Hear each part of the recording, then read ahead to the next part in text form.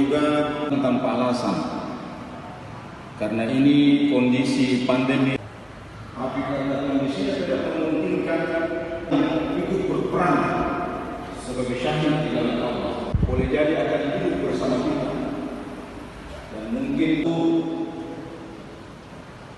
keadaan tersebut boleh jadi sama dengan wabah-wabah yang lain seperti malaria.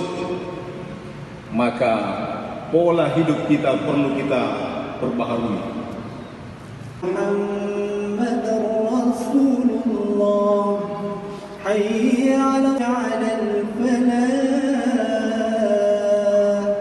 qad qamatis shalah, Allahu akbar, Allahu akbar. Ini bukan sebuah hal yang tidak menyelamatkan jiwa kita semua.